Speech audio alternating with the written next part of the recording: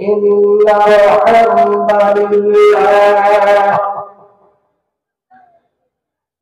الحمد لله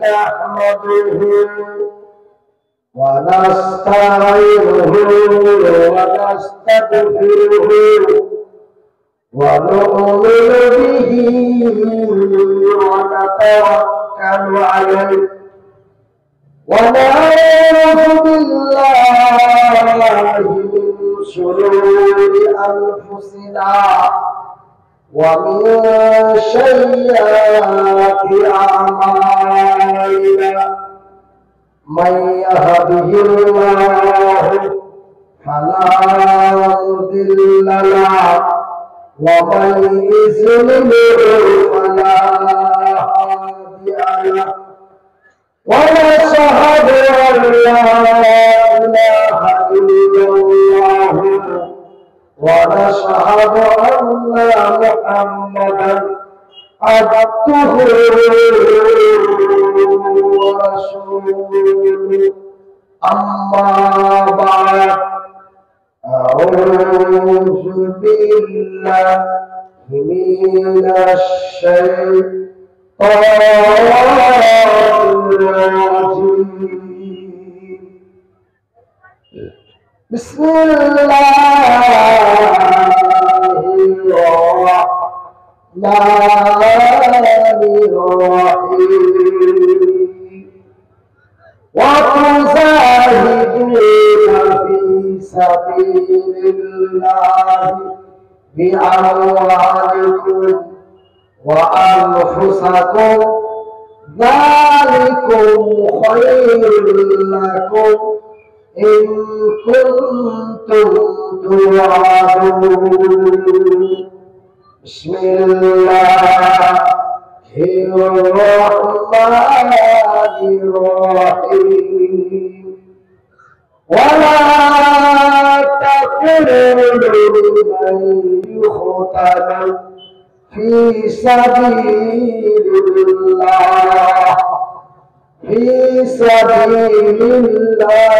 أموات بل أحياء ولكن لا تشعرون بسم الله الرحمن الرحيم قل هو الله أحد الله الصمد لم يلد ولم يولد ولم يكن له كفوا أحد إن الله وملائكته يصلون على النبي يا أيها الذين آمنوا صلوا عليه وسلموا تسليما সবাই আমার সাথে মহব্বতের ভাষা দিয়ে বলেন আল্লাহুম্মা সাল্লি আলা মুহাম্মাদিন ওয়া আলা আলি মুহাম্মাদ। আমার মাইকম্যান ভাই একটু পিকআপটা বাড়িয়ে দেন তো ভাই, কেন আমার পিকআপ ডাউন হয়ে গেছে, আমি এক্সিলেটর চাপলেও পিকআপ উঠে না, এক্সিলেটর চাপার পরেও আমার পিকআপ উঠে না। তাই আমার মাইকম্যান ভাইকে বলছি যে আপনার মাইকের ইঞ্জিন আশা করি ঠিক আছে, আপনি একটু পিকআপটা বাড়িয়ে দিন। আচ্ছা আলহামদুলিল্লাহ। ওই আল্লাহ ছাড়া নাই গো বলে কোরআন ইল্লাল্লাহ লা ইলাহা ইল্লাল্লাহ লা ইলাহা ইল্লাল্লাহ। মানুষ যখন আল্লাহ বলে, এই মানুষ যখন আল্লাহ বলে ভুলিয়া যে গেল তখন নবী মুস্তাফাকে পাঠাইয়া যে দিল। একবার বলি আলহামদুলিল্লাহ।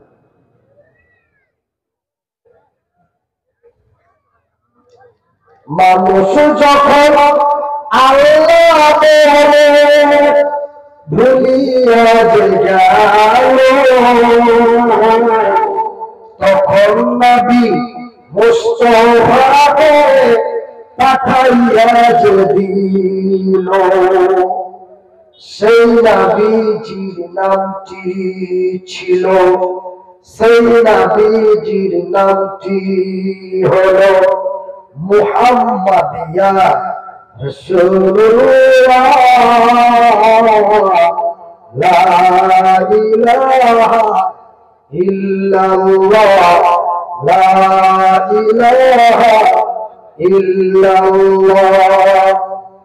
আমার নবী যখন প্রচার করে এই কালিমা বলে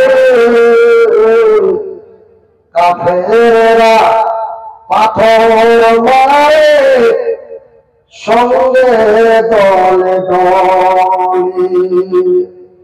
কেউ তো বলে জাদুগিরি আর কেউ তো বলে ইয়া রাসূলুল্লাহ। লা ইলাহা ইল্লাল্লাহ, লা ইলাহা ইল্লাল্লাহ। এই কালেমার উচ্চারণে, এই কালেমার প্রচারণে এই বাংলা উজালা। এই কালেমার প্রচারণে, এই কালেমার উচ্চারণে এই মাহফিল উজালা। লা ইলাহা ইল্লাল্লাহ, লা ইলাহা ইল্লাল্লাহ।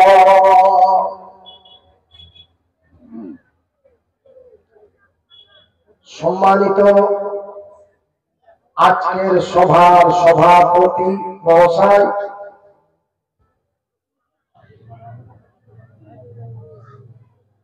সম্মানিত উলামায়ে ইকরাম, অত্র এলাকা থেকে ছুটে আসা ইসলাম দরদি ভাই ও বন্ধুরা, বয়োজ্যেষ্ঠ বাবারা, স্নেহের কচি কাঁচা ছেলেরা, পর্দায় বসে থাকা মা ও বোনেরা, প্রশংসা ওই মহান আল্লাহ যিনি মহান রব্বুল আলামিনের অশেষ দয়ায় আমরা সারাদিন কাজ কর্ম করে নিজেকে অসুস্থ ক্লান্ত বোধ মনে না করে আমরা সুন্দর সুন্দর বাড়ি, সুন্দরী সুন্দরী নারী, আরামের ঘুম হারাম করে খোলা আকাশের নিচে বসে আল্লাহ ও তার রাসূলের দ্বীনের কথা শুনছি। তাই একবার মহব্বতের সাথে আমার আল্লাহ রাব্বুল আলামিনের শুকরিয়া আদায় করে বলি আলহামদুলিল্লাহ।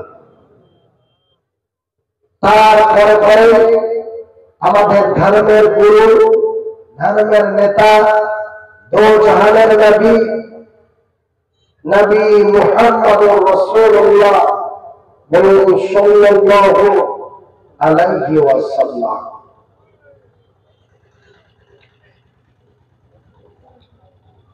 আমার সম্মানিত ভাইয়েরা, আমার শিক্ষিত বুদ্ধিজীবীগণ, আমি পবিত্র আল কোরআনের মধ্য থেকে সূরা আল বাকারা মিডিল অংশ থেকে ছোট দুটি আয়াত পাঠ করেছি। আয়াত দুটিকে সামনে রেখে আপনাদের কাছে কিছু আলোচনা করব। মহান রব্বুল আলামিন যেন আমাকে বলার শক্তি দান করেন, তাই আল্লাহর শুকরিয়া আদায় করে বলি আলহামদুলিল্লাহ। আমার ভাইরা, আপনারা অবগত আছেন যে আমার বিকট আওয়াজ ছিল না? একটু মাথা কথা নড়াবেন, পরবর্তী কথাটা বলার আমার এনার্জিটা বেরিয়ে আসবে। তো ভাই, আমার বিকল্প আওয়াজ ছিল,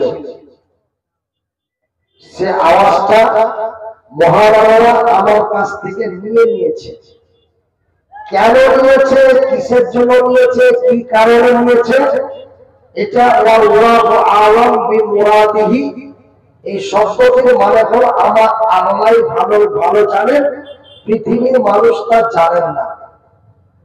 তাই আমি আপনাদেরকে সেই পিকআপের সাথে উচ্চ স্বরে মিষ্টি কণ্ঠে আপনাদের মন মাতানো আলোচনা শোনাতে পারবো না। আমি বেঁচে আছি, এটাই আল্লাহর লাখ শুকরিয়া। তাই পুনরায় বলি আলহামদুলিল্লাহ যে মহান আল্লাহ আমাকে মৃত্যুর কাছাকাছি থেকে, রাস্তার মিডিল পয়েন্ট থেকে ফিরিয়ে আপনাদের কাছে পৌঁছে দিয়েছে। এটাই শুকরিয়া আদায় করে শেষ করা যাবে না।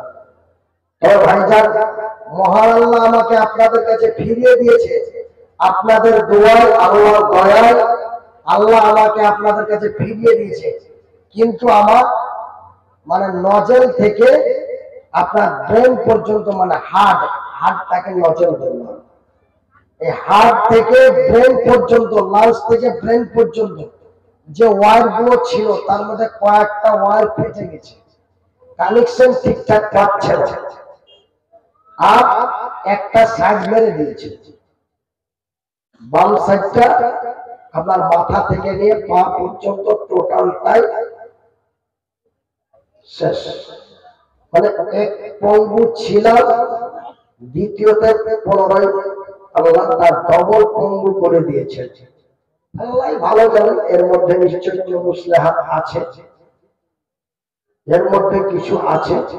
তবে প্রতিদিন দোয়া করি, আগে আল্লাহর কাছে চাইতাম অন্য কিছু, কিন্তু এখন 2 বছর থেকে একটাই জিনিস চাইছি যে আল্লাহ তুমি আমাকে বলা এবং চলার শক্তি দাও। কেন তুমি আমাকে দুটো হাত দাওনি, দুটো পা দাওনি? 42 বছর বয়স পর্যন্ত তোমাকে কোনোদিন ফরিয়াদ জানাইনি, কিন্তু 42 বছর পরে তুমি আমার যে ডিস্টার্বটা করে দিয়েছো, এখন বর্তমান 44 বছর চলে। এই 2 বছর থেকে তুমি আমাদের যে বিপদে ফেলে রেখেছো, এই বিপদে ফেলে রাখার কারণে আমার স্ত্রীকে, একজন মহিলা মানুষকে মানুষের কাছে প্রতি মাহফিলে আমাকে বাধ্যতামূলক সঙ্গে করে নিয়ে যেতে হয়, না হলে আমার পেশাব পায়খানা, প্যান্ট জামা কাপড় পরানো খোলানো আমার দ্বারাই 2 বছর আগে সম্ভব ছিল, কিন্তু স্টক হয়ে যাওয়ার পরে সেই সম্ভবটা ছুটে গেছে। তো আল্লাহ তোমার বান্দিকে যদি বাড়ির ভিতর থেকে রাস্তায় রাস্তায় এই ডিস্ট্রিক্ট ওই ডিস্ট্রিক্ট যেখানে সেখানে নিয়ে বলাটা যদি অন্যায় হয়, তবে তুমি আমার বলা চলার শক্তিটা ফিরিয়ে দাও। কেন যেই তার আমার নষ্ট হয়েছে, এই তার পৃথিবীর কোন ডাক্তার জল দিতে পারবে না, পারলে তুমি পারবা। এই জন্য আমি আল্লাহর কাছে একটাই দোয়া চাই যে আল্লাহ তুমি আমাকে বলা এবং চলার শক্তি দাও। তবে আল্লাহ রাসূল বলেছেন, বুখারীর হাদিস, যে আল্লাহ মুসাফিরের দোয়া কবুল করেন, রাসূলের দোয়া কবুল করেন। মহান আল্লাহ আমাকে বলার শক্তিটা 8 মাস থেকে ফিরিয়ে দিয়েছে। 8 মাস আগে আমার মুখে কোনো জবান ছিল না, কথা বলতে পারতাম না। যখনই আমাকে কেউ এসে সালাম দিত, সালামের উত্তরটা দিব এটা অন্তরে নিয়ে আসলেই 2 চোখ দিয়ে পানি বেরিয়ে সারা দাড়ি জামাগুলো ভিজে যেত, কথা বলতে পারতাম না।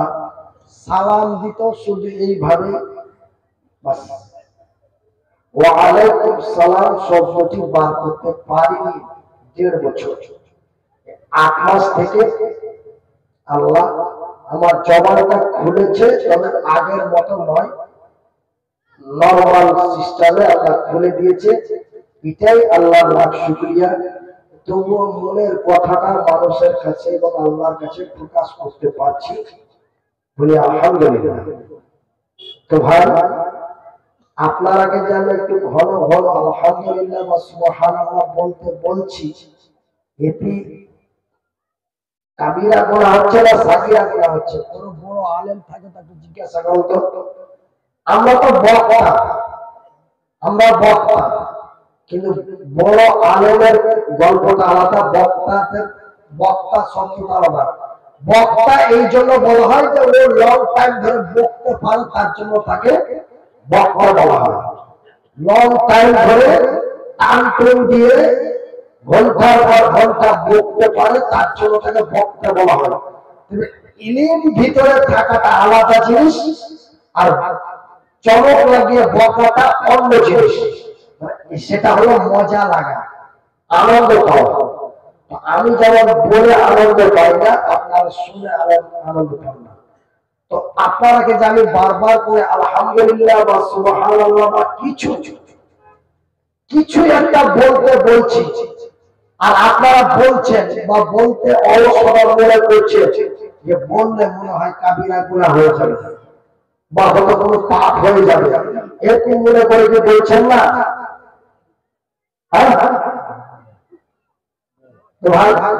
যদি আমার চাইতে কেউ শিক্ষিত বেশি আলেম থাকেন, একজন দাঁড়িয়ে বলবেন যে এটা সুবহানাল্লাহ মিডিলে আলহামদুলিল্লাহ, আল্লাহ শুকরিয়া আদায় করা, আল্লাহু আকবার, এই শব্দগুলো আপনার মুখ দিয়ে বের হলে আল্লাহ খুশি না বেজায়? খুশি এবং উত্তর জোরে বলি আলহামদুলিল্লাহ। আমার ভাইরা, আমার বন্ধুরা, আমার অভ্যাসটা, আমি 2008 সাল থেকে বক্তা জগতে এসেছি। 2023 সালে আমার মাথায় বাড়ি পড়ে গেছে, মানে স্ট্রোক হয়ে গেছে। তবে 2012 সালে জগতে এসেছি, 8 সালে, 8, 9, 10, 11, 12, 13 সাল থেকে বিখ্যাত, 13 সাল থেকে ভাইরাল এবং মানুষের পকেটে। শুধু মোবাইলটা টেনে খালি সুন্দর করে বলার দরকার নাই, আলহাজ মাওলানা মনিরুদ্দিন এরকম করে বলার দরকার নাই। যদি মিডিলে দুটো একটা অক্ষর ছুটে যায়, তবে আমার ভিডিও আপনার মোবাইলে চলে আসবে। শুধু হালকা করে যদি বলেন মুনির, তাও চলে আসবে। মনিরুদ্দিনের স্পষ্ট লেখার দরকার নেই, মানির লেখেও চলে আসবে, মুনির লেখেও চলে আসবে। মানে এত ভাইরাল হলাম। তবে ভাই, একটা চোখটি জিনিসের একটা পড়তি আছে, অতিরিক্ত আল্লাহ উপরে তুলে দিল। তারপরে 2023-22 সালে 28শে নভেম্বর একটা স্টেজ থেকে অন্য স্টেজে পৌঁছাতে দিল না, পিজিতে পাঠিয়ে দিল। মানে স্টেজে না পৌঁছে পিজিতে পৌঁছে দিল। ভাইরা, সেই পিজিতে 1-2 করে প্রায় 18 দিন বেডে থাকলাম। তার মধ্যে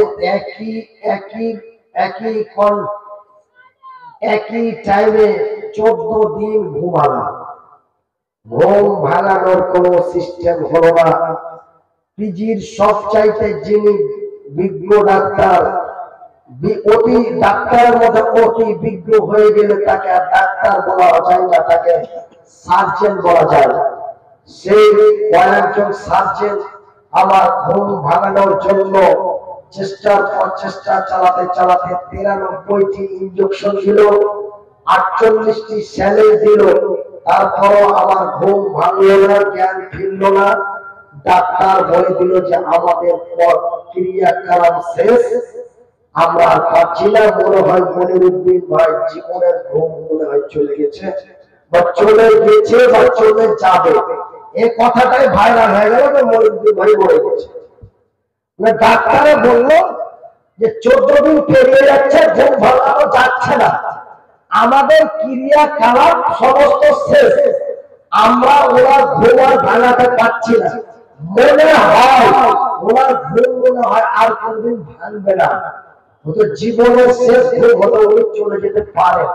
তবে একটা রাস্তা আছে, সেই রাস্তাটা আমার স্ত্রীকে ডেকে বলল, সেই রাস্তাটা হলো একটাই, যে তোমরা ভগবানকে বলো, ভগবান যদি তার জ্ঞান যদি ঘুম ভাঙাতে পারে, তাহলে ভগবান ছাড়া আর কেউ ঘুম ভাঙাতে পারবে না। বলে সুবহানাল্লাহ।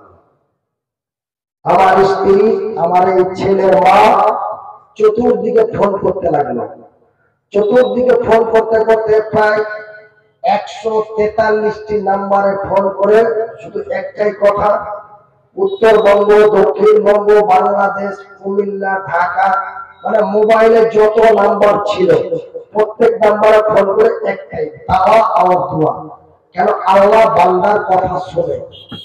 এবার বিভিন্ন জায়গায় যখন খবরটা ভাইরাল হয়ে গেল, যারা আমার অতি ভক্ত তারা মাইকে এলান করে, মানে জায়েজ না জায়েজ সেই দিকে আর কাপড় তুলে লুঙ্গি খুলে না দেখে মাইকে এলান করে মসজিদে মসজিদে জামাতবদ্ধ হয়ে শুধু একটাই দোয়া, আল্লাহ তুমি তাকে সুস্থ করো, তার ঘুমটা ভাঙাও, আল্লাহ তাকে সুস্থ করো, তার ঘুমটা ভাঙাও।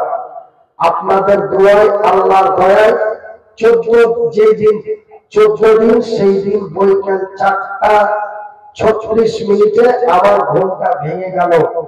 বলি আলহামদুলিল্লাহ। তারপরে 14 দিন পর ঘুমটা ভাঙার পরে আমি শুধু আকাশের দিকে তাকাই যে আমি ছিলাম কোথায় আর এলাম কোথায়, আমি আর কিছু চিনতে পারি না। মনে হচ্ছে যে ঘরগুলো কোনদিন দেখিনি, জীবনের প্রথম দেখলাম। মানে মায়ের পেট থেকে এসে যখন বাচ্চা শুধু তাকায় আর কোয়া কোয়া করে, তো আমার আওয়াজ তো নষ্ট হয়ে গেছে, আমি আওয়াজ করতে পারি না, শুধু তাকাই। আমি সেই সব কথাগুলো না বলে আপনারাকে আমি এই নর্মাল ভাষায় আস্তে আস্তে করে কয়েকটা কথা বলবো, ভালো লাগলে শুনবেন। সুর নাই, তার নাই, টুর নাই,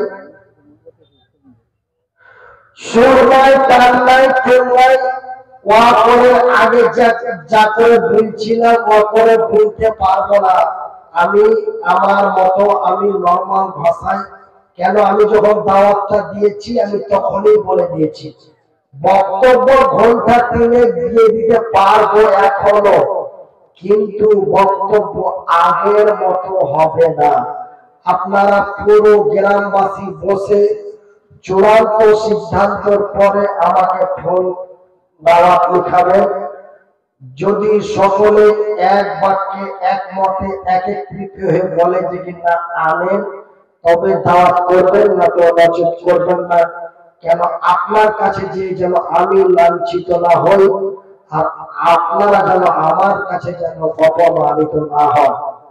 এই কথাবার্তা বলার পরে মামা বলল যে কি আমার ভাগ্নের কয়েক বছর থেকে আপনাকে নিয়ে আসা তার মনের ইচ্ছা, আপনি যদি কিছু বুঝতেও না পারেন কিন্তু আপনার আগমন কামনা করি, আপনি আসলে আলহামদুলিল্লাহ। তারপরে দাওয়াতটা লেখা হলো। তারপর আরেকটা কথা বলে দিলাম, দেখেন ভাই, আমার গাড়ি চলুক আর না চলুক, কিন্তু আমি যে গাড়িটাতে যাব সেই গাড়িটা কিন্তু চলবে, তার খরচটা কি দেওয়া সম্ভব? পরে সমস্যা হবে না তো? বলে কিচ্ছু হবে না, আপনাকে লাগবে কত বুঝলেন তো? আপনাকে লাগবে কত? আমি বললাম যে 20 কাছাকাছি। বলে ও নিয়ে চিনতে নেই। আমি আলহামদুলিল্লাহ বলে ওনারাও আল্লাহ শুকরিয়া আদায় করলে, আমিও শুকরিয়া আদায় করে দাওয়াতটা ডায়েরিতে লিখে দিলাম। তারপরে একটা পরিচয় দিলাম, আপনাদের এই এলাকার সুসন্তান সমাজধর্ম বক্তা মাওলানা আফজাল হোসেন, কর্ম সুবর্ণ, সেখানকার পরিচয় দিলেন। তখন আরো তাড়াতাড়ি পেটটা খুশি হয়ে গ্রহণ করে নিয়ে ডায়েরিতে লিখে নিলাম। আজকে ওনার বাড়িতে আমার রেস্ট করার কথা ছিল, কিন্তু আল্লাহ ভাগ্যে লিখেনি। উনি আমি আছি ওনাদের ডিস্ট্রিক্টে, উনি আছে আমাদের ডিস্ট্রিক্টে। আমাদের মালদা জেলার চাঁচল থানা, আশাপুর চাঁচল, মালদা ডিস্ট্রিক্টের চাঁচল থানা আশাপুর এলাকায় আছে, শরীফনগর এলাকায় আছে। ওই জন্য ওনার বাড়ি যাওয়া হয়নি, সরাসরি আপনাদের জালসায় বেলা 2টার সময় উপস্থিত হয়ে গেছি। আমাকে খুব ভালো লেগেছে। আর মুর্শিদাবাদের মানুষ আমার উপর কতটা সন্তুষ্ট জানি না, কিন্তু আমি মুর্শিদাবাদের মানুষের জন্য বিছানায় একাই একাই শুয়ে থাকলে মুর্শিদাবাদের মানুষের জন্য আমার মুখ থেকে এমনিতেই দোয়া বেরিয়ে যায়। কেন? আমি যখন বড় বিপদে পড়ে গেলাম, এই বিপদের সময় আমার পাশে থেকে হযরতে আইয়ুব আলাইহিস সালামের মতো, আমার ওই নবীর মতো যখন ওনাকে বড় অসুস্থ দিলেন, আস্তে আস্তে সব কাছের মানুষগুলো সরে সরে পালিয়ে গেছিল। ঠিক আমার কাছ থেকে লোক, আমার দোস্ত বন্ধু ভাই বন্ধু সবাই আস্তে আস্তে সরে গেল। এমন একটা দিন এসে গেল যে আমার বাড়িতে চাল কেনার মতো পয়সা নাই, ওষুধ শেষ হয়ে গেছে, ওষুধ নেওয়ার মতো কোনো সিস্টেম নাই। এই মুর্শিদাবাদের মানুষ হাজার হাজার লক্ষ লক্ষ টাকা আমার অ্যাকাউন্টে পাঠিয়ে আমাকে সাহায্য করেছে। আমার 2022 সালের 28 নভেম্বর থেকে আজকে তারিখ পর্যন্ত এতটুকু সুস্থ হতে 22,53,000 টাকা অলরেডি খরচ হয়ে গেছে। তার মধ্যে প্রায় 1.5 লক্ষ টাকার মতো মুর্শিদাবাদের মানুষের টাকা আমার এই শরীরের ওষুধের মধ্যে আছে বলে আলহামদুলিল্লাহ। এই জন্য আমি মুর্শিদাবাদের মানুষের জন্য দোয়া করি। আপনাদের মুর্শিদাবাদের বিভিন্ন জায়গার মানুষ আমাকে গান বিচার করে করে দেখতে গেছে, অনেকে পিজি থেকে দেখে এসেছেন, অনেকে আমার বাড়ি থেকে দেখে এসেছেন, টাকা পয়সা দিয়ে এসেছেন। তাই মুর্শিদাবাদের মানুষ আমাকে ভালোবাসেন, আমি মুর্শিদাবাদের মানুষকে ভালোবাসি, এটাই আমার শেষ কথা এবং বিশ্বাস। তবে আমি যে আয়াত পাঠ করেছি, মহান আল্লাহ রাব্বুল আলামিন বলেন, বিসমিল্লাহির রহমানির রহিম, ওয়ালা তাকিলু খুদালু ফি সাবিলিল্লাহ, ফি সাবিলিল্লাহি আমওয়াত بل أحياء ولكن لا تشعرون। আমার আল্লাহ বলেন, যারা অন্যের প্রতিবাদ করে ন্যায়ের বিচার করতে, যারা শহীদ হয়ে মারা যায়, যারা শাহাদাতের মৃত্যু বরণ করে, তাদেরকে তোমরা মৃত্যু বলো না। ওরা মরে না, ওরা মরে না। আমি প্রায় 4 বছর আগে, 5 বছর আগে বেলডাঙ্গা মেঝের ধার বলে একটা গ্রাম আছে, বেলডাঙ্গা মেঝের ধার বলে একটা গ্রাম আছে। এবার ওখানে আমি বক্তব্য দিতে দিতে মানে বলার জোশের মধ্যে একটা কথা বলে ফেলেছিলাম যে মহান আল্লাহ কোন অমুসলিমকে জান্নাতে পাঠাবেন না। তারপরে আরেকটা মানে বলার জোশে আরেকটা কথা বলেছিলাম যে যারা কবরে সিজদা দেয়, যারা কবরে যে নামাজ পড়ে, মাজারে যে সিন্নি চড়ায় বা মানে যে মানে খাসি দেয়, মুরগা দেয়, তবে ওরা যদি জান্নাত পায় তবে এরাও জান্নাত পাবে। কেন? ওরা কালীর কাছে বলি দেয়, এরা কবরে যে খাসি দেয়, ওরা আর এরা এক না দুই। এই কথাটা বলাতে কয়েকজন একদম খেপে গেল। তারপর সাথে সাথে পুলিশের গাড়ি এলো, পুলিশের গাড়িতে সঙ্গে করে আমাকে তখন বহরমপুর নিমতলা রেলগেটে আমাকে ছেড়ে গেল। এই কথাটা বলার উদ্দেশ্য হচ্ছে আমাকে একাই ফেলে মেরে দিত, আমি মরে যেতাম। আপনারা শুনলেন যে মনিরুদ্দিন মরে গেল, আপনারা দেখলেন মনিরুদ্দিন মরে গেল, কিন্তু আমার আল্লাহ বলছেন মনিরুদ্দিন মরেনি। যারা অন্যায়ের প্রতিবাদ করে ন্যায়ের প্রতিষ্ঠিত করতেছে, সত্য কথা বলতেছে, হক কথা বলতেছে, মদের বিরুদ্ধে, সুদের বিরুদ্ধে, নির্যাতনের বিরুদ্ধে, ধর্ষণের বিরুদ্ধে, অন্যায়ের বিরুদ্ধে কথা বলে সত্য প্রতিষ্ঠিত করতেছে, যারা শহীদ হয়ে মারা যায় তাদের তোমরা মৃত্যু বলো না, ওরা তোমাদের নিকটে মৃত্যু, ওরা তোমাদের কাছে মৃত্যু, কিন্তু আমার নিকটে জিন্দা। বলি সুবহানাল্লাহ। মহান আল্লাহ এই কথাটাই তার ভাষা দিয়ে বলছেন, বিসমিল্লাহির রহমানির রহিম ওয়ালা তাকুনু লিমান ইউকতালু ফি সাবিলিল্লাহ। আপনাদের কাছে বাংলা তর্জমা থাকলে আপনারা দেখে নেবেন, সূরা আল বাকারার 100 পরের আয়াত, মানে 101 আয়াতের মধ্যে এই শব্দটি আল্লাহ বলছেন, যারা শহীদ হয়ে মারা যায় তাদের তোমরা মৃত্যু বলো না, ওরা মরে না, ওরা তোমাদের কাছে মৃত্যু, তোমাদের নিকটে মৃত্যু, কিন্তু আমার নিকটে জিন্দা। আল্লাহ রাসূল বলছেন, আল্লাহ রাসূল বলছেন, কেউ যদি শহীদ হয়ে মারা যায় তার গোসল দিও না, তাকে রক্তাক্ত অবস্থায় দাফন করে দাও, রক্তাক্ত অবস্থায় দাফন করে দেওয়া হতো।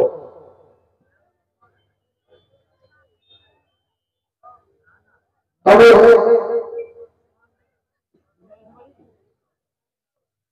রক্তাক্ত অবস্থায় দাফন করে দাও।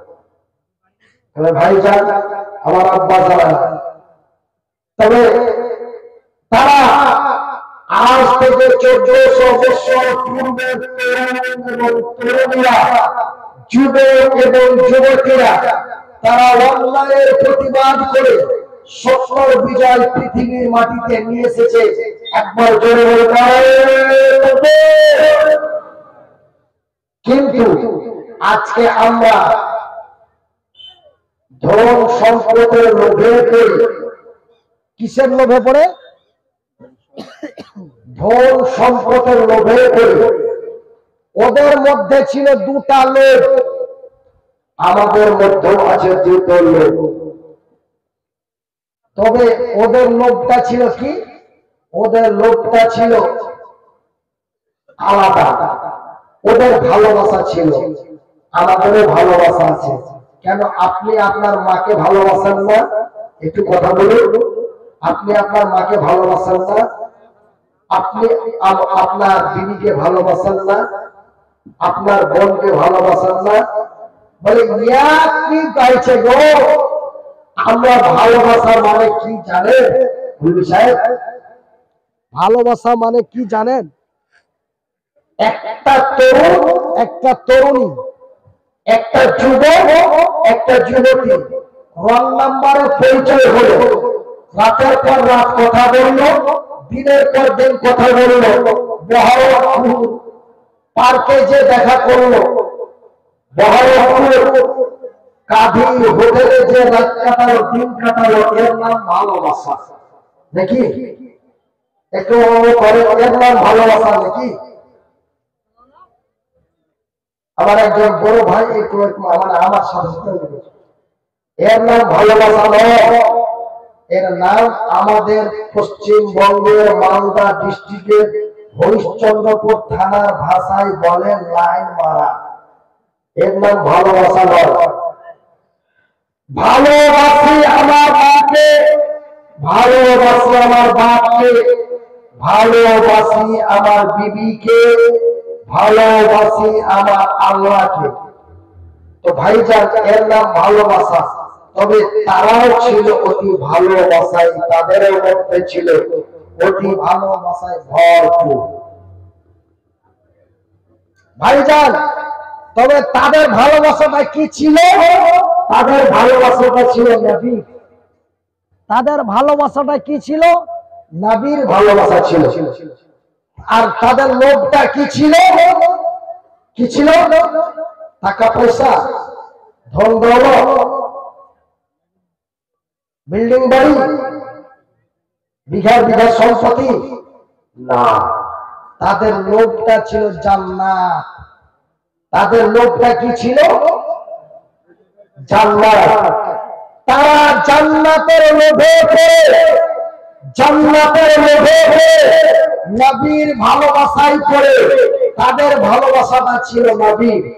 তারা জান্নাতের লোভে পড়ে নবীর ভালোবাসায় পড়ে তারা পৃথিবীকে দিয়েছে ইতিহাস। একবার জোরে বলি আলহামদুলিল্লাহ।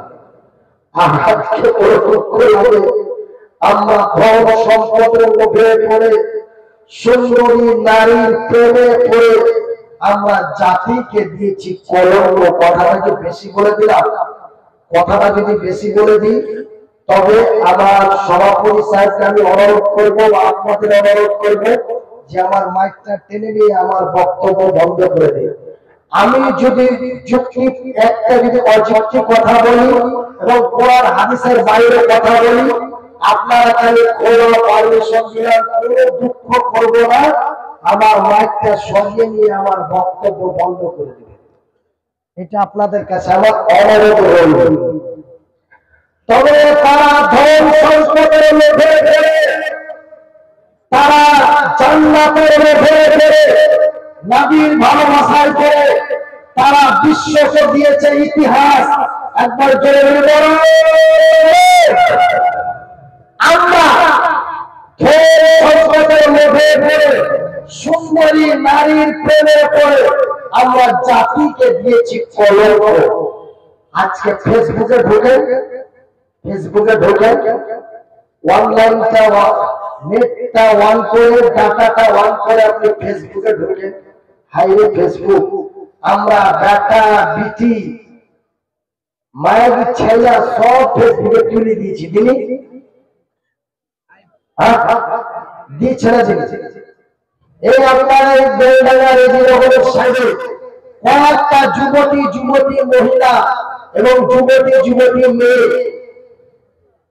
অকাত্য পোশাক পরে, অবৈধ পোশাক পরে ভিডিও বানাচ্ছে, উল্টো পাল্টো রহস্যমূলক কথা বলে ভিডিও বানাচ্ছে, আর সেই ভিডিও ফেসবুকে আপলোড দিচ্ছে। আর আমার মা, আমার বোন, আমার ছেলে, আমার চাচা, আমার চাচি, আমার মেয়ে সবাই বসে বসে দেখছে। কথার মধ্যে কোনো মূল্য নাই। ও কি করলো? ওর স্বামী পিছন থেকে দৌড়িয়ে এসে ওর স্ত্রীর পাছাটা একটু চুলকে দিল, দিয়ে ওকে একটু তাড়লো। এই তো ব্যাপার। এই হাসি মজাক চুলকা চুলকি উল্টা পাল্টা ভিডিও বানিয়ে স্বামী স্ত্রী এক বিছানায় শুয়ে গল্প করছে, এটাও ভিডিও করে মোবাইলে ছেড়ে দিচ্ছে। বলছে মনিরুদ্দিন ভাই এগুলো আমার কেমন করে বলতে পারছে?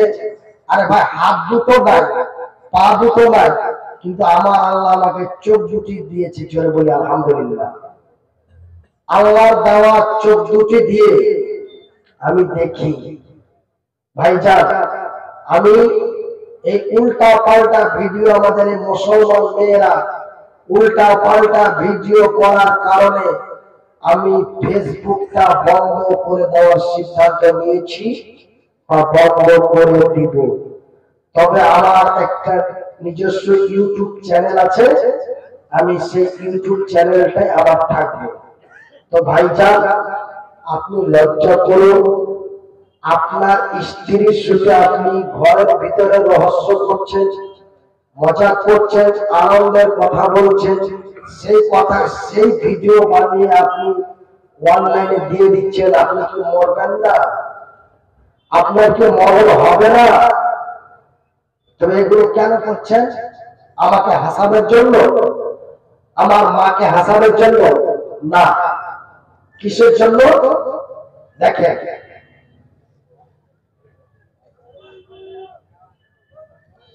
অতি লোভে তাঁতির মরণ, একটা কথা আপনাদের দিকে আছে, অতি লোভে তাঁতির মরণ।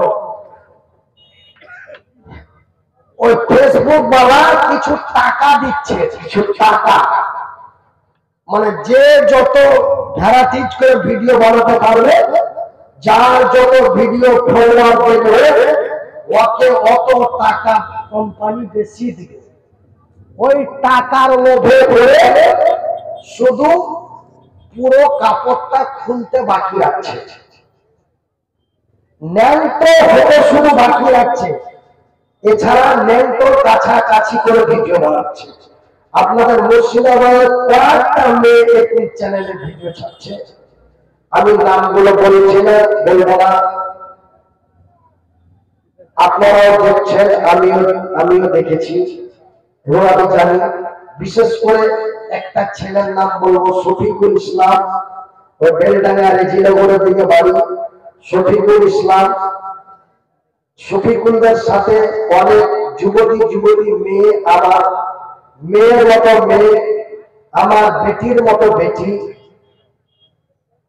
দেখে ছোট্ট ছোট্ট বাচ্চা, লেখাপড়া করার উপযুক্ত, ছোট্ট ছোট বাচ্চা লেখাপড়া করার উপযুক্ত, ওই বাচ্চাগুলোকে অনলাইনে তুলে দিয়েছে, লেখাপড়ার পুষ্টি বেড়ে দিয়েছে।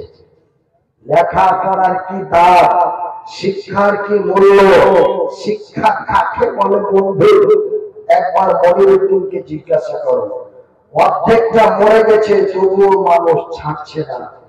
আপনি আসেন ভাই, এই কোরআনটা সিনার মধ্যে থাকার কারণে, আল্লাহ রাসূলের কথা জেনে শিক্ষা অর্জন করার কারণে, কোরআনের সম্মানে, কোরআনের মূল্যে আজকে এখন পর্যন্ত আপনাদের কাছে আমি আসতে আছি।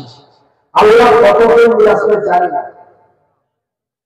আমার ভাইরা, আমার মায়েরা, শুনে রাখো, দেখেন তাদের মধ্যে আল্লাহর ভালোবাসা এবং জান্নাতের লোভ কত ছিল, আমি আপনারাকে একটা প্রমাণ দিচ্ছি। একজন নওজোয়ান তরুণ যুবক, নাম তার আব্দুল্লাহ। কি নাম? কি নাম গো? আব্দুল্লাহ। বলে এটা কার বেটা আব্দুল্লাহ? মনিরুদ্দিন নামে তো অনেক মনিরুদ্দিন আছে, এটা মনিরুদ্দিন কোন মনিরুদ্দিন? এটা মনিরুদ্দিন বিন আব্দুল মান্নান, আব্দুল মান্নানের বেটা মনিরুদ্দিন। তবে এটা আব্দুল্লাহ কোন আব্দুল্লাহ? এটা হচ্ছে আব্দুল্লাহ বিন রাওয়াহা, রাওয়াহার বেটা আব্দুল্লাহ। সুবহানাল্লাহ। জান্নাতের কি লোভ, জান্নাতের কি ভালোবাসা, নবীর কি ভালোবাসা, জান্নাতের কি লোভ। জান্নাতের লোভে করে, নবীর মহব্বত করে, ধন সম্পদ, টাকা পয়সা, বিবি বাল বাচ্চা সমস্ত কিছু পদত্যাগ করে এই পৃথিবীর মাটি থেকে শহীদ হয়ে গেছে।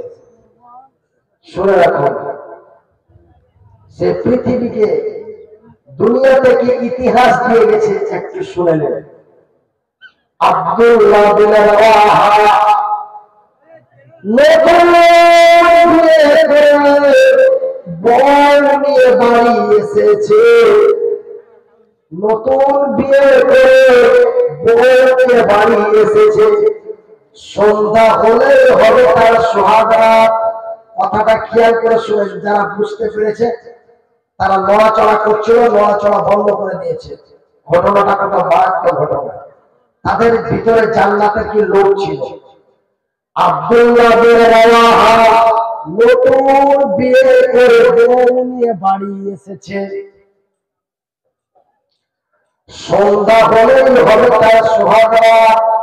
সন্ধ্যা লাগলেই হবে তার ফুল সজ্জার রাত, সন্ধ্যা হলেই হবে তার জীবনের প্রথম রাত, যে রাত্রিটি তার জীবনে আগে পায়নি, পরে পাবে কিনা তাও জানে না।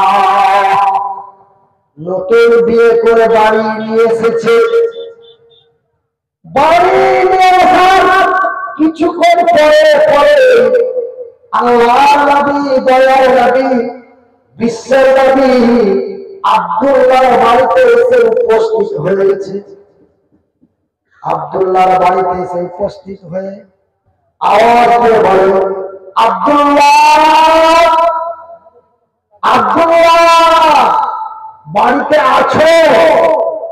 আব্দুল্লাহ উত্তর দিয়ে বলল, লাব্বাইক ইয়া রাসূলুল্লাহ, আমি উপস্থিত আছি, বলো কি খবর? আব্দুল্লাহ, তুমি জানো মওত আর প্রান্তে লড়াই চলছে, সেই লড়াইয়ের ময়দানে তোমাকে সেনাপতি কমান্ডারের দায়িত্ব দেওয়া হয়েছে। মানে 100 জন 200 জন মিলিটারি একজন মালিক থাকে, তাকে কমান্ডার বলা হয়, মানে ওই পরিচালনা করবে, ওকে কমান্ডার বলে। তো আল্লাহ রাসূল বলেন, আব্দুল্লাহ তোমাকে সেনাপতির দায়িত্ব দেওয়া হয়েছে, তুমি এই মুহূর্তে বেরিয়ে যাও। দেখেন ভাই, আমার নবীকে বলা হয়েছে রাহমাতুল লিল আলামিন, আমার রাসূলকে কি বলা হয়েছে? রাহমাতুল লিল আলামিন। আমার ছোট্ট জ্ঞানে, অল্প শিক্ষায়, অল্প বয়সে, অল্প বিদ্যায় আমি চিন্তা করে দেখলাম যে আব্দুল্লাহ যদি একটু আল্লাহর নবীকে বলতেন, হুজুর আপনি জানেন কি জানেন না, আমি আজকে নতুন বিয়ে করে, আমি কি এটা কোনো মিলানো গল্প করছি?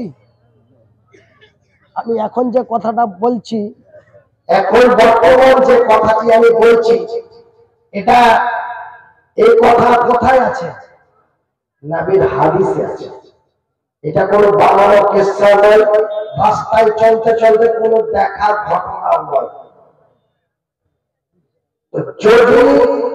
যদি আব্দুল্লাহ একটু বলতো, আল্লাহ রাসূল, নবী গো আপনি জানেন কি জানেন না, আমি নতুন বিয়ে করে এই মুহূর্তে বউ নিয়ে আমি বাড়ি এসেছি, মনে হয় যতদূর সম্ভব আল্লাহ, যতদূর সম্ভব মনে হয় আল্লাহর নবী বলতেন, তুমি আজকে যেও না, কালকে যেও। কিন্তু যখন আল্লাহর নবী বললেন যে তোমাকে কমান্ডারের দায়িত্ব দেওয়া হয়েছে, তোমাকে সেনাপতির দায়িত্ব দেওয়া হয়েছে, আব্দুল্লাহ বিন রাওয়াহা একদম লাব্বাইক বলে দাঁড়িয়ে সমস্ত প্রস্তুতি নিয়ে বাড়ি থেকে বেরিয়ে যাচ্ছে। এমনকি স্ত্রীর সাথে দেখাও করছে না, দেখা করছে না, কিন্তু দেখা হয়নি, দেখা হয়নি। কিন্তু আজকে আমরা সৌভাগ্যবান যে আমরা বিয়ের আগে বউ দেখতে পাই, পাই না? পাই কি পাই না? আমরা বিয়ের আগে বউ দেখতে পাই। কেন? যে আমরা কি করি, যখন ছেলে যুবক হয়, ছেলের বিয়ে দেওয়ার জন্য যখন প্রস্তুতি নিই, তখন বলি যে কি আপনার মেয়েকে দেখতে আসবে। তো কে কে আসবে? বলে প্রথমে আমার বড় জামাইটা, আমার ছেলেটা যাবে, ছেলে দেখে আসলে আলহামদুলিল্লাহ, ছেলে যদি বলে ভালো তো ভালো। এবার ছেলেটা দেখতে যে বিয়ের আগে বউ দেখতে পেলে, এবার আপনারা বলবেন যে তবে বিয়ের আগে কি দেখতে যাওয়াটা ঠিক না বেঠিক? দেখেন ভাই, দুটোই ঠিক। দেখতে গেলেও যেতে পারে, যেতে পারে না আমি যাব না। আর বাপ হাতে মানুষ করেছে, হাতে তুলে যা দিলেন ঘোড়া, বাপ যা দিলে তাই আলহামদুলিল্লাহ। তবে বাপ চাচা যে দেখে আসতে পারে, যে ছেলেকে বলতে পারে যে কি ভালো। দুটোই আছে নাকি? দুটোই আছে।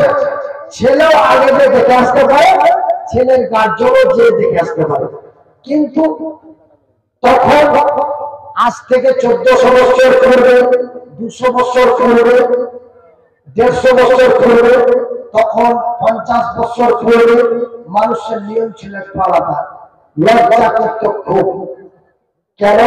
যে আল্লাহ রাসূল বলেছেন হায়া সরল, লজ্জা সরল, এটা একটা ঈমানের অঙ্গ।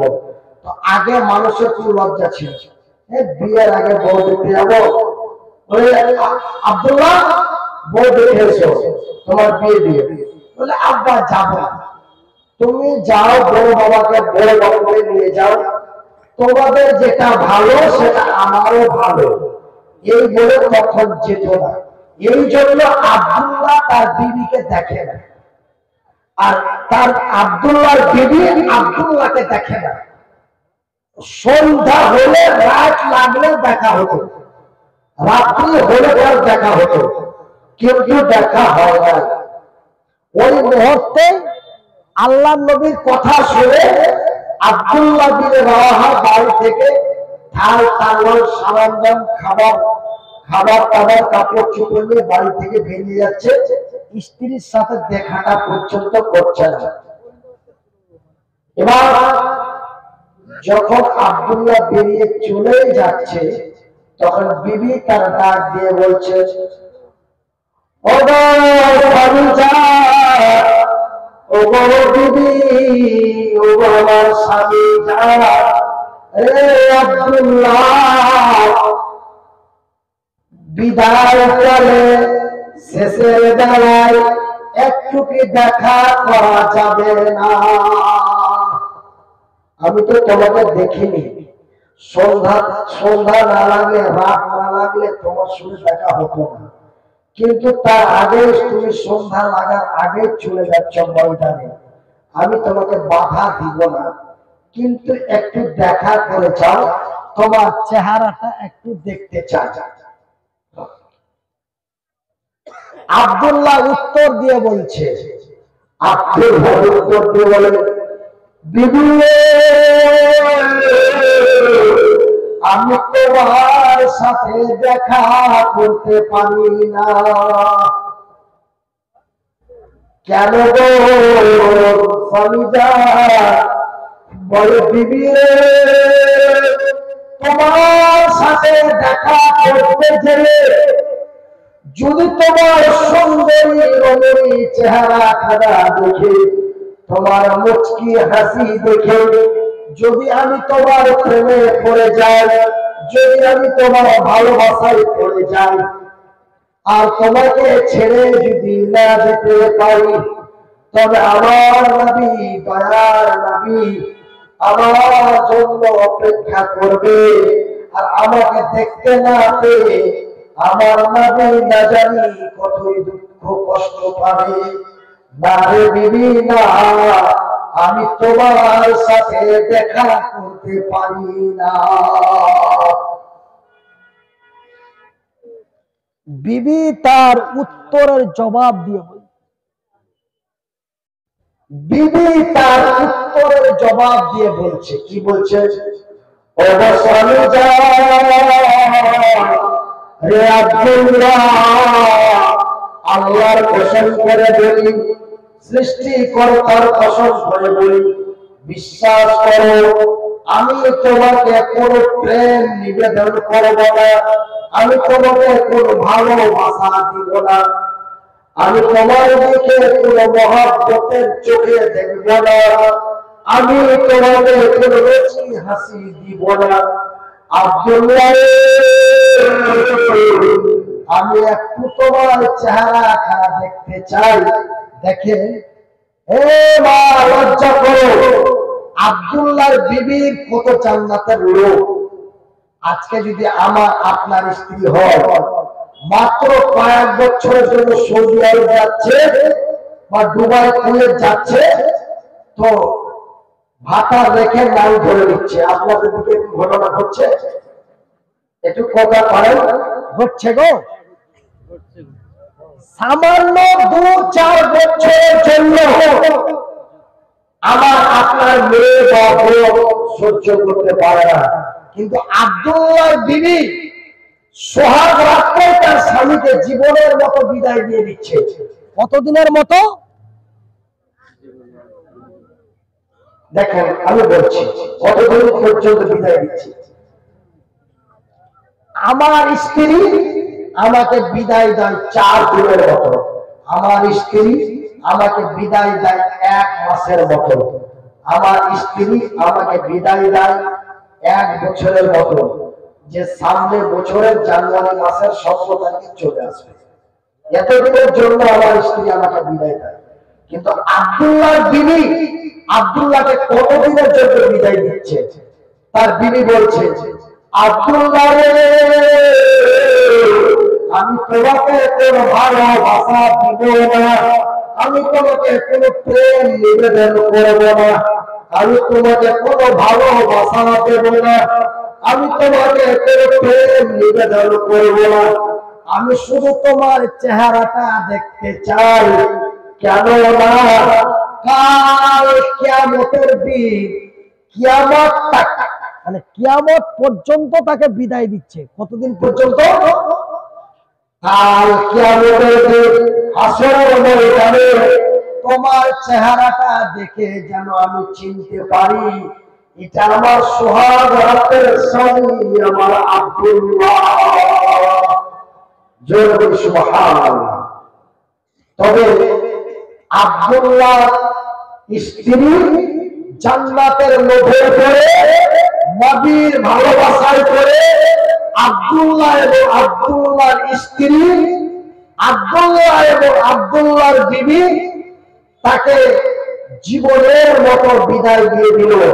সোহাগ রাত্রে বলা দিন প্রতিষ্ঠার জন্য, মসজিদ কায়েমের জন্য, মাদ্রাসা প্রতিষ্ঠিতের জন্য, কালেমার পতাকা উড়িয়ে দেওয়ার জন্য নিজের সোহাগ রাত্রাকে মানেন না, নিজের সুন্দর বিবিটা শুধু দেখা না করে শহীদের ময়দানে যে শহীদ হয়ে গেল। একবার জনগণ লাগবে।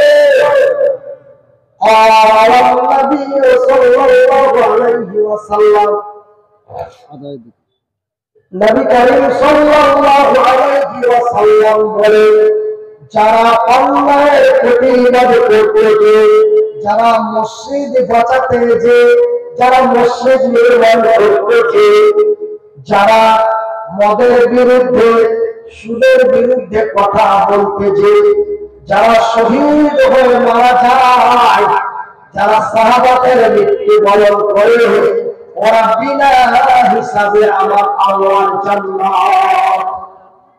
ভাইজান আমি বুঝে গেছি। একটা চাবি এই রাস্তায় পড়েছিল, আর মোটরসাইকেলের হবে, যদি কারো চাবি না পাওয়া যায় স্টেজে রাখা আছে, নিয়ে যাবে। তো ভাইজান মহান আল্লাহ জান্নাত বানিয়েছেন, জাহান্নামও বানিয়েছেন, কথা ঠিক রাখো।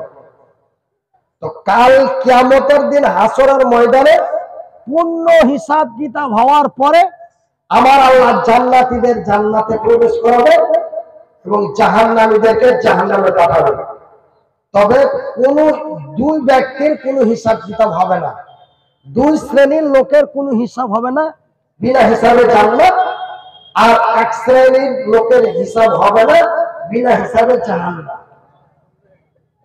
তবে বিনা হিসাবে জান্নাত ওই শ্রেণীটার নাম কি? বিনা হিসাবে জান্নাত ওই শ্রেণীটার নাম কি? শহীদ।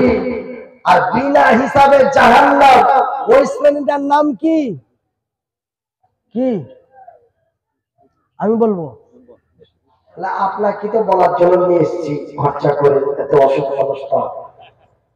বিনা হিসাবে জান্নাত তার নাম হলো শহীদ, আর বিনা হিসাবে জাহান্নাম তার নাম হলো মুনাফিক।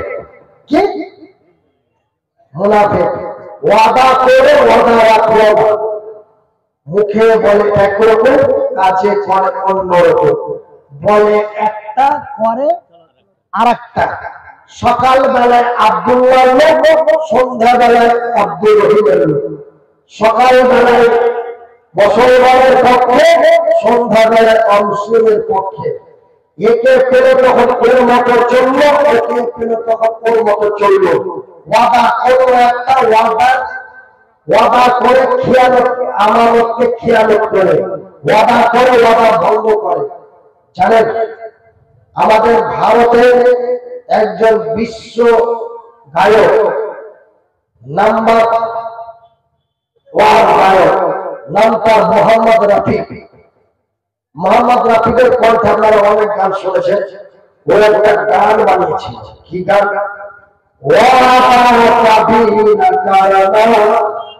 বাংলায় হলো ওয়াদা কখনো করিও না, যদি ওয়াদা ঠিকাইতে পারো তবে ওয়াদা করিও। কেন ওয়াদা করে যদি ওয়াদা ভেঙে যায়, আমার আল্লাহ তুমি বড় দুশ্মন। এই জন্য আমার ভাইয়ের, আমার বন্ধুরা, আমার মুনাফিক বিনা হিসাবে জাহান্নাম, আর শহীদ হলে বিনা হিসাবে জান্নাত। যারা শহীদের দরজা, যারা সাহাবাদের মৃত্যু বরণ করে, তাদের বিনা হিসাব বিনা গোসলে দাফন করা হয়। তবে আপনারা মনে মনে বললেন একটা ঘটনা, আমার আগাদিকে একটা প্রশ্ন আপনাদের মনে এসছে কি না এসছে? আমার মনে একটা প্রশ্ন চলে এসেছে। আচ্ছা মনে উঠে ভাই, আপনি যে বলছেন যে যারা শহীদ হয়ে মারা যায় তারাকে বিনা গোসলে দাফন করা হয়, তবে হযরত হানজালা সে তো শহীদ হয়েছিল নাকি হুজুর? সে তো শহীদ হয়েছিল, তবে তাকে তো গোসল দেওয়া হয়েছিল। তবে তার গোসল কি আল্লাহর জমিনে হয়েছিল? না, তার গোসল, হযরত হানজালার গোসল আল্লাহর জমিনে হয় নাই। হযরত হানজালার গোসল হয়েছিল আল্লাহর আকাশে। তার গোসল দিয়েছিল আল্লাহর ফেরেশতা। তাকে মৃত্যুর শেষ গোসল দেওয়া হয়নি, তাকে গোসল দেওয়া হয়েছিল ফরজ গোসল। মানে স্ত্রী সহবাসের পরে যে গোসলটা ওয়াজিব হয়ে যায়, সেই গোসলটাই আল্লাহর ফেরেশতারা দিয়েছিল। এই ঘটনাটা আপনাদের কাছে বলবো। আমাকে লং টাইম কথা বলতে নিষেধ আছে। আমার ছেলে আমার পাশে বসে আছে, একটা টাইম আমার ডাক্তারেরা একটা টাইম বেঁধে দিয়েছে, সে টাইম কিন্তু আমার ছেলে ফলো করছে। টাইম এলে কিন্তু সে আমাকে ইঙ্গিত এবং ইশারা দিবে। সেহেতু ডাক্তারের লং টাইম আমাকে বারবার করে নিষেধ করেছে। তবে আপনারা আমাকে ভালোবাসেন, আমি আগের মতো মধুর কণ্ঠে কথা বলতে পারি না। অসুস্থ অবস্থায় বলছি, তবুও আপনারা বসে আছেন। তাই আমি ঘটনাটা বলতে বলতে যদি আমার কোনো অসুবিধা হয়েও যায়, তবে আমার মুর্শিদাবাদের মাটিতে অসুবিধা হয়েছে এই বলে আমি এটা মেনে নেব। তাই আমি আপনাদের বলি যে হযরত হানজালার ঘটনাটা বলবো। ভাই একটু বলেন কেন? আপনারা তো আছে, আপনারা তো বলতে বলছেন, আপনারা তো একা, কিন্তু আমার সামনে যারা বসে আছেন আমি ওনাদের জিজ্ঞাসা করি। একজন বলেছে বলে বলবো, দুইজন, তিনজন, চারজন, পাঁচজন, ছয়জন, মাশাআল্লাহ আলহামদুলিল্লাহ। তো ঘর আশা করি আপনাদের বলছে গায়েব কি খাবার খোদা হি জানতা হ্যায়। আপনারা কি হিন্দি কথা বুঝতে পারেন? আপনারা যদি হিন্দি কথা বুঝতে না পারেন, তবে আপনারাকে রোহিঙ্গিয়া বলে আসাম রাজ্যের শিলচর কাঁচা ডিস্ট্রিক্টের অনেক মানুষ হিন্দি কথা বলতে না পারার কারণে তাদেরকে রোহিঙ্গিয়া বাংলাদেশি মনে করে তাদেরকে একটা জায়গায় বন্দী করে রাখা হয়েছে। মানে আসামের লোক একটু খুব সোজা সাজা এবং খুব ভালো। কেন আমি আসামে অতিরিক্ত প্রোগ্রাম করি, तो वहां के मिलिट्री जिगराई कहां से आया है, तो ওরা বলতে পারে তো যে আমি মালদা থেকে এসেছি বা আমি নদিয়া থেকে এসেছি, এটা জেলার না। তো বলে বাবু हम लोग तो বিদেশি आदमी है, বিদেশ যখন বলে দিল তখন ওদেরকে বাংলাদেশ নিয়ে চলে গেল। মানে বিদেশ বললেই বাংলাদেশ, বিদেশ বললেই পাকিস্তান। আর আমাকে যদি কেউ জিজ্ঞাসা করে आप कहां के हो, तो हम भारत के वेस्ट बंगाल के मालदा डिस्ट्रिक्ट हरिश्चंद्रपुर थाना के निवासी, हमारा नाम है अलहाज मौलाना मनीष। हम 16 साल से हम भारत में तकरीर करते हैं। हम एक मुकाबिल है, वो मिलिट्री 14 वर्ष পর্যন্ত আমার কাছ থেকে বেরিয়ে চলে যাবে। কথা ঠিক কিনা বলে? এবার আমাকে জিজ্ঞেস বলে उसको ओके चिनो, बोले बाबा আমি কেমনে চিনব, আমি তো বিদেশি মানুষ, আমি তো বিদেশি মানুষ। যখন আমি বিদেশি বলবো তখনই আমার হাতে হ্যান্ডকাপ, এ পাকিস্তান।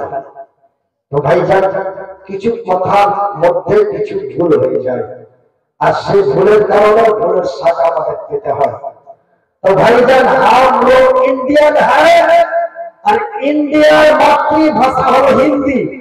আমরা যদি ইন্ডিয়ার মাতৃভাষা হিন্দি ভাষা যদি বলতে না পারি এবং বুঝতে না পারি, তবে হয়তো আগামীতে আমাদের অনেক সমস্যা দাঁড়িয়ে যেতে পারে।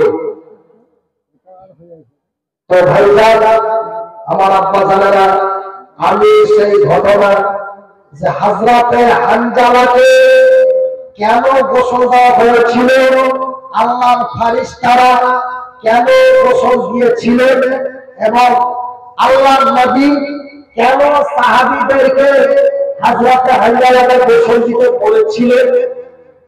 আল্লাহর নবী সাহাবীদের দেখে বললেন যে কি হযরতে হানজালার গোসলের ব্যবস্থা করো। গোসলের ব্যবস্থা করতে যাচ্ছে, হানজালার গোটা শরীর ভিজা, চুল দিয়ে পটপট করে পানি পড়ছে। নবীর কাছে খবর চলে এলো, হুজুর হানজালাকে গোসল করতে যায় তো হানজালা তো শরীর ভিজা, চুল দিয়ে পানি পড়ছে। আল্লাহ নবী বলছেন হানজালার গোসল হয়ে গেছে। কোথায় হলো? বলে আল্লাহর আকাশে। কারা দিল? বলে আল্লাহর ফেরেশতারা দিল। তো ভাইজান কেন গোসল দিতে বলা হয়েছিল এবং কেন গোসল করা হয়েছিল কারণটা আমি বলবো, ঘটনাটা আমি বলবো, তবে আপনারা রাগ করবেন না। আমি ঘটনাটা 5 মিনিট পরে বলবো, 5 মিনিটের মধ্যে বুখারীর দুটো হাদিস আপনাকে বলবো। قال النبي صلى الله عليه وسلم من بنى لله مسجدا بنى الله له بيتا في الجنة, সহিহ বুখারী। আল্লাহ রাসূল বলেছেন যারা আল্লাহর ঘর বানায় আল্লাহ তাদের ঘর বানায়। তবে আল্লাহর ঘর বানা হয় আল্লাহর জমিনে, আল্লাহর ঘর বানা হয় জমিনে, আল্লাহ বান্দার ঘর বানায় তার জান্নাতে। এই কথাটা নবীর ভাষায় বলা হয়েছে। আল্লাহ নবী সাল্লাল্লাহু আলাইহি ওয়াসাল্লাম, নবী করিম সাল্লাল্লাহু আলাইহি ওয়াসাল্লাম বলেছেন মান বানা লিল্লাহি মাসজিদান বানা আল্লাহু লাহু বাইতান ফিল জান্নাহ। মসজিদ হচ্ছে আল্লাহর ঘর বাইতুল্লাহ, মসজিদ হলো আল্লাহর ঘর বাইতুল্লাহ। তবে আল্লাহর ঘর বানা হয় জমিনে, আল্লাহ বান্দার ঘর বানায় তার জান্নাতে। এটা একটা বুখারীর হাদিস। আর একটা বুখারীর হাদিস, এখানে অনেক যোগ্য আলেমরা বসে আছে। আল্লাহ নবী বলছেন আল্লাহর আকাশের নিচে জমিনের উপরে আল্লাহর যত মাখলুক প্রাণী আছে তার মধ্যে মহান আল্লাহ মাত্র 3 শ্রেণীর ব্যক্তির, 3 শ্রেণী বা 3 জন ব্যক্তির দোয়া আল্লাহ গ্যারান্টি কবুল করেন। কয়জন?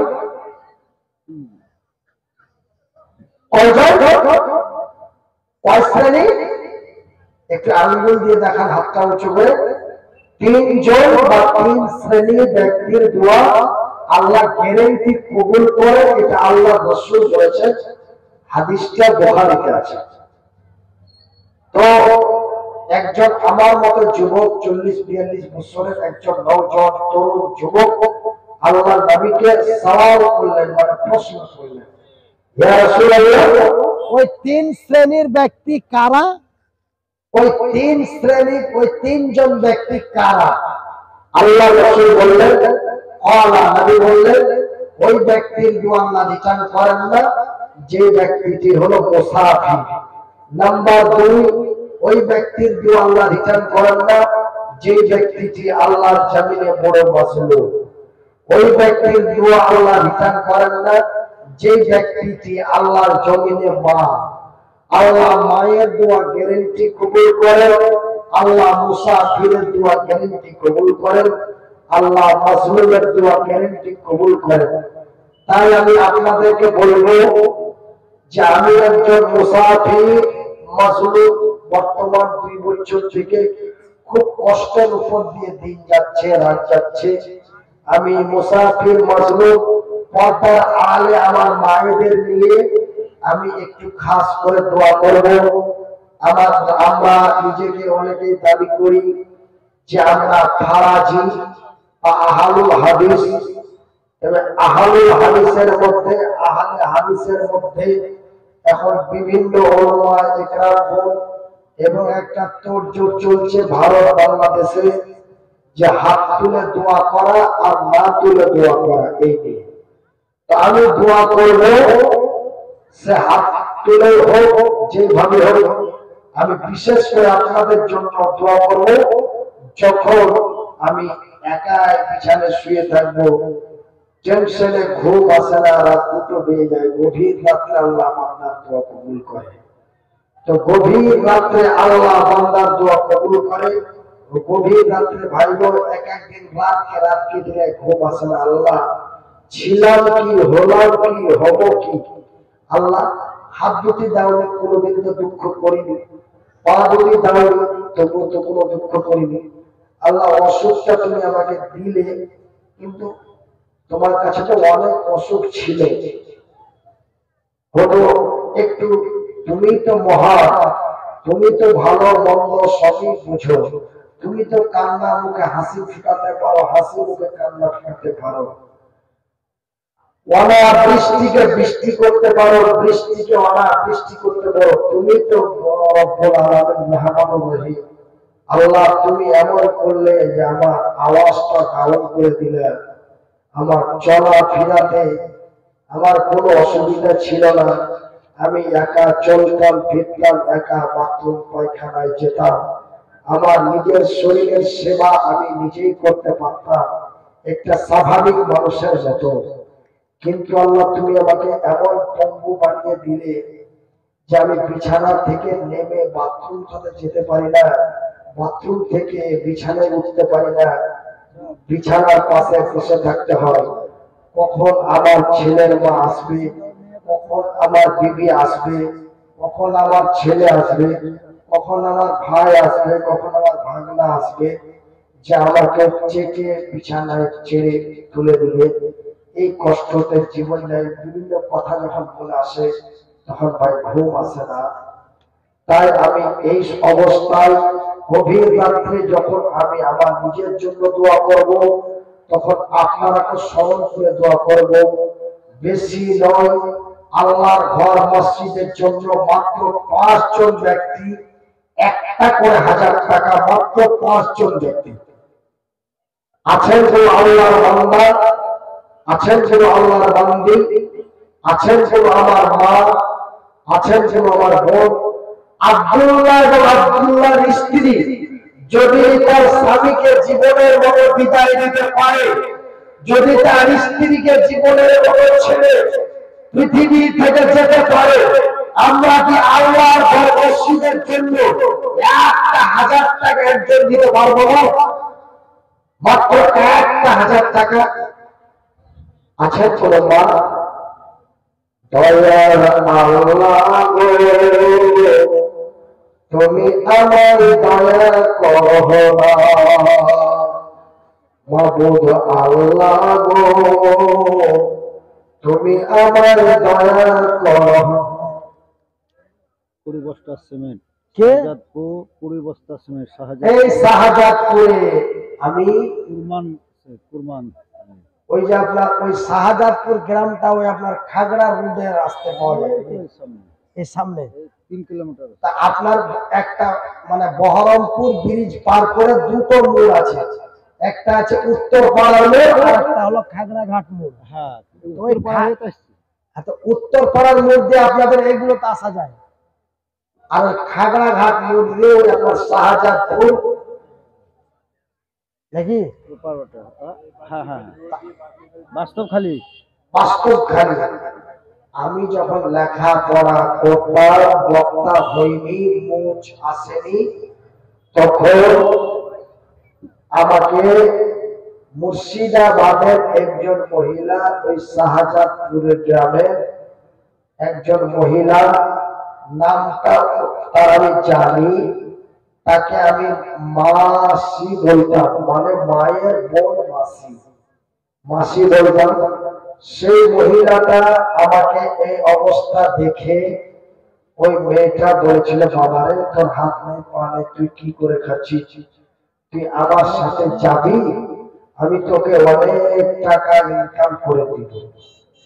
তো আমি তাকে জব দিয়েছিলাম যে আমি লেখাপড়া করব, ভিক্ষা করতে পারবো না। আমি তখন বলেছিলাম, সেই সময় বলেছিলাম যে আমি লেখাপড়া করব, ভিক্ষা করতে পারবো না। আমাকে মেয়েটা বলেছিল, বাবু তোকে ভিক্ষা করাবো না, তুই আমার সাথে যা বা নাই যা, তোকে একবার আমার বাড়ি নিয়ে যাব। আমাকে ওর বাড়িতে নিয়ে এসেছিলেন। তখন থেকে আমি শাহজাদপুর গ্রামটা আমার মনে আছে, তখন থেকে আমি শাহজাদপুর গ্রামটা চিনি। অনেক ছোট্টবেলায় আমি এসেছিলাম। হ্যাঁ, তখন আমার বয়স প্রায় 15 থেকে 16 বছর।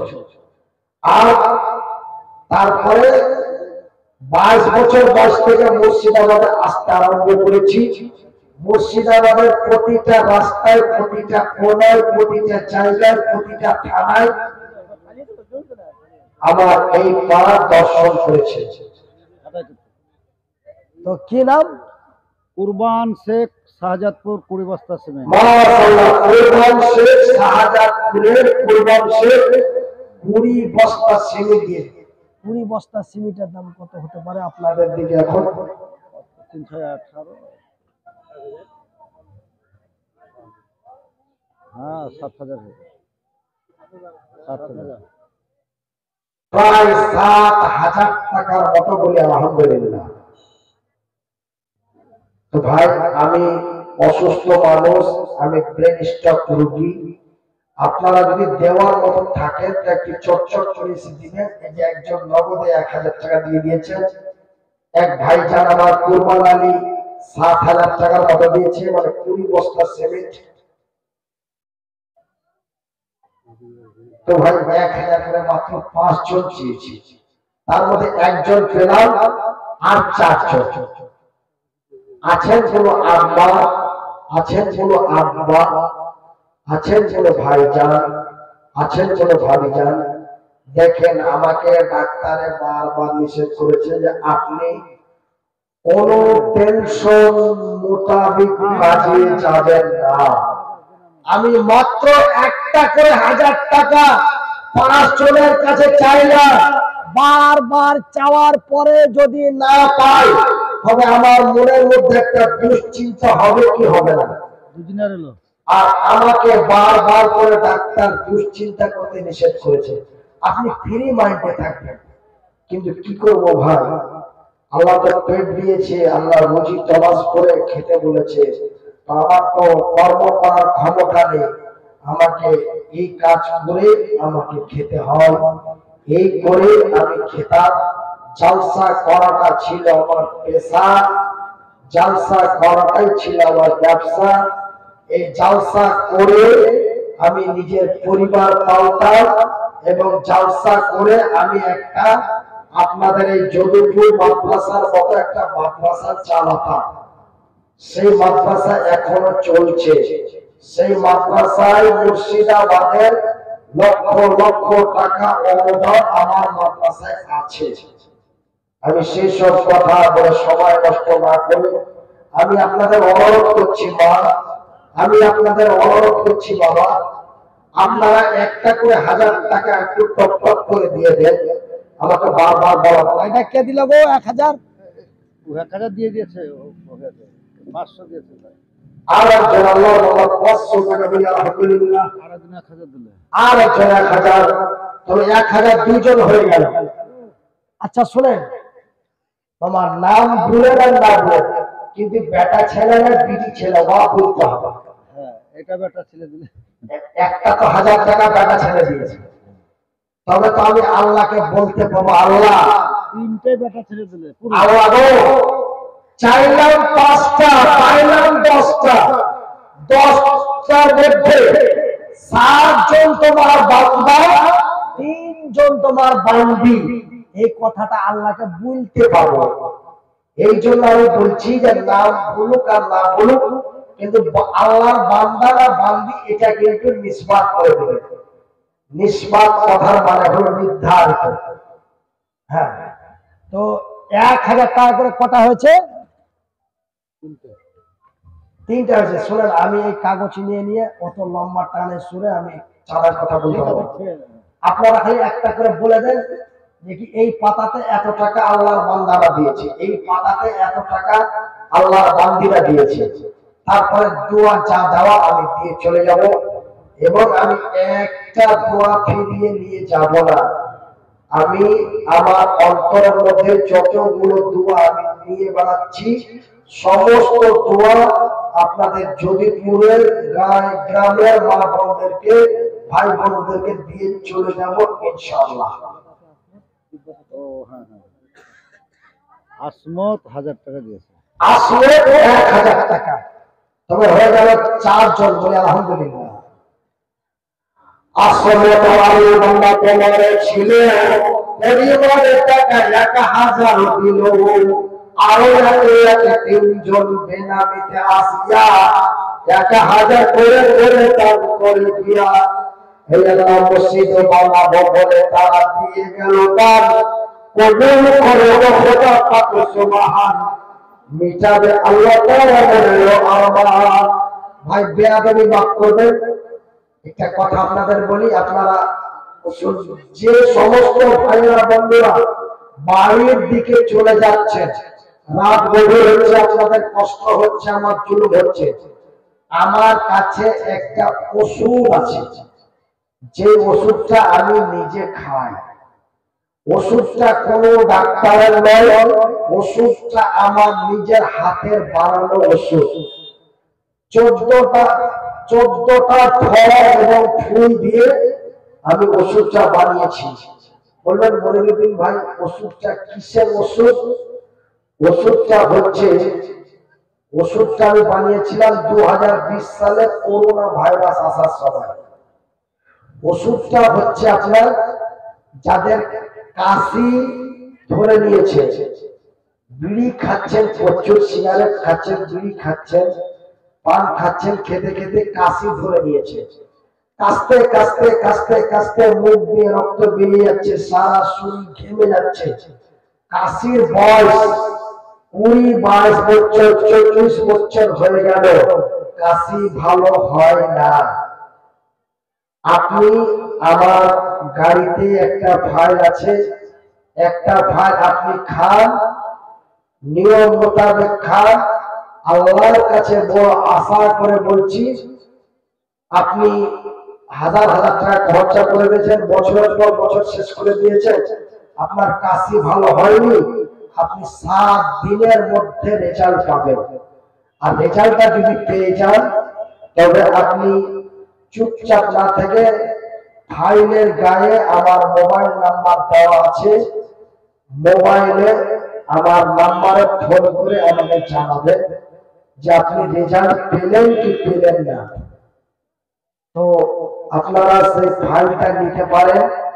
ফাইলটার দাম মাত্র 100 টাকা, যদি আপনারা থেমে যারা বসে আছেন তারা উঠবেন না, বিনীত অনুরোধ করি। যারা চলে যাবেন সিদ্ধান্ত নিয়েছেন, আমি তাদের উদ্দেশ্যে কথাটা বললাম। আপনারা হয়তো গাড়ির আওয়াজ পেয়ে হরেন পেয়ে ভাবছেন যে মনিরুদ্দিন ভাইয়ের গাড়ি চলে আসলো। ভাই গো, এই গাড়ি আমার নয়, এই গাড়ি ভাড়ার গাড়ি।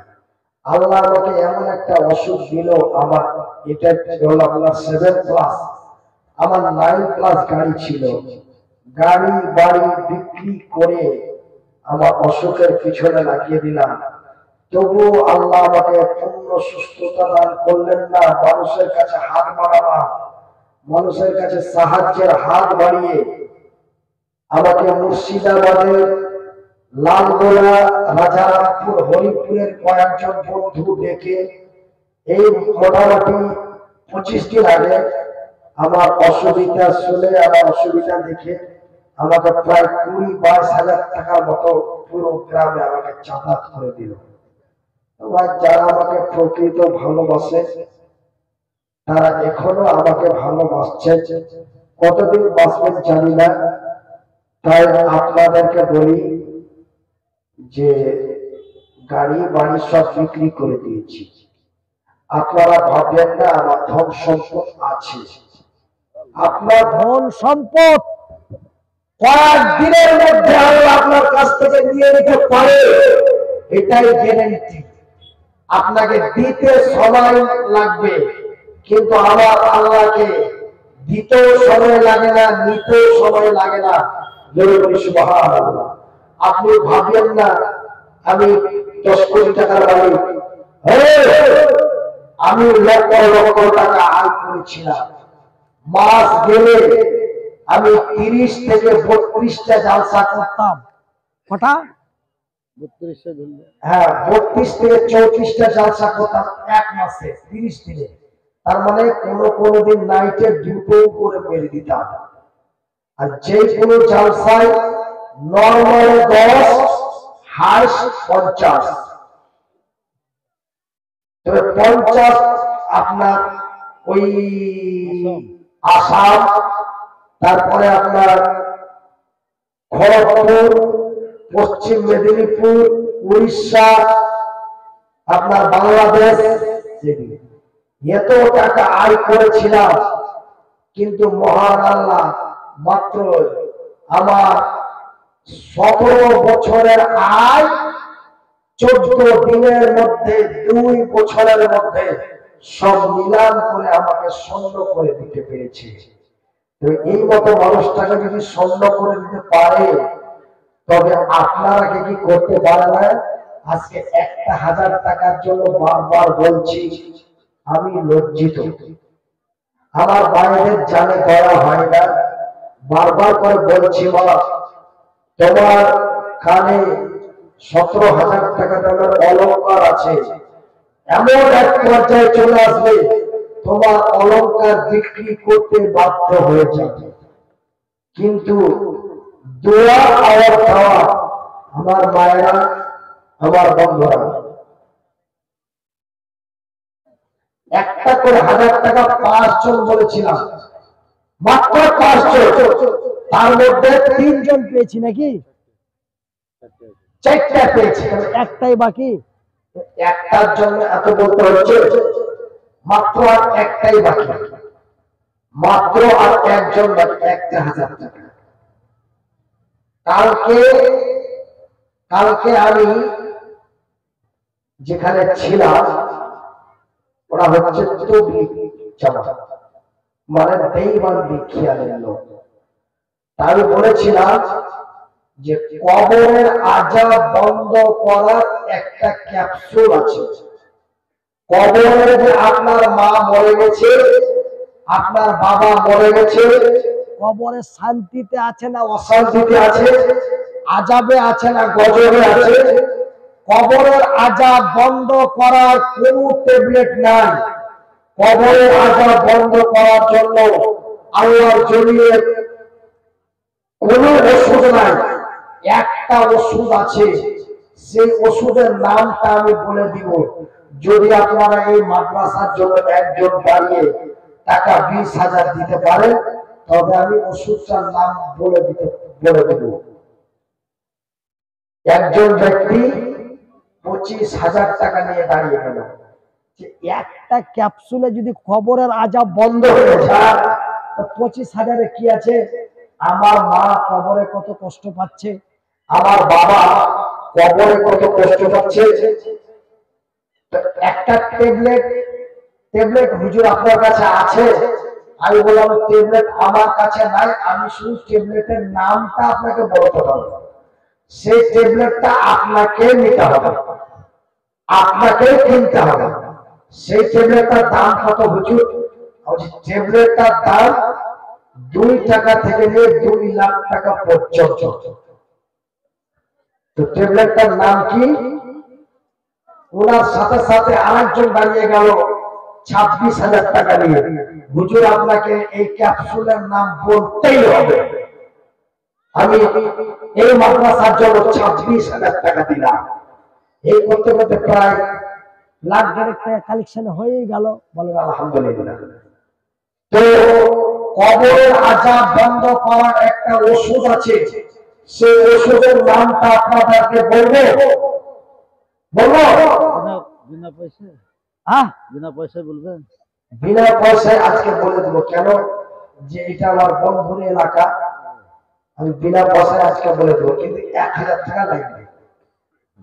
ওই যে 1,000 করে 5 জন বলেছি, তার মধ্যে একটা বাকি আছে, একটা লাগবে।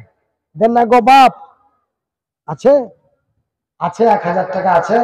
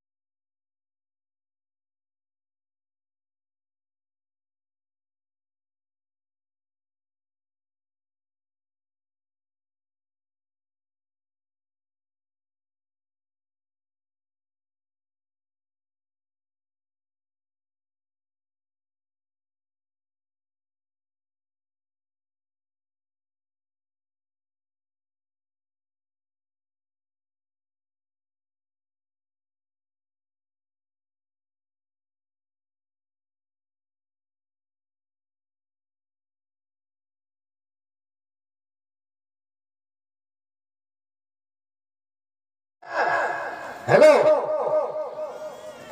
আচ্ছা, ওই শেহাবুদ্দিন ভাইয়ের গলা ভালো, তার জন্য শেহাবুদ্দিন ভাইয়ের হাত পা আছে, তার জন্য শেহাবুদ্দিন ভাইয়ের হাতে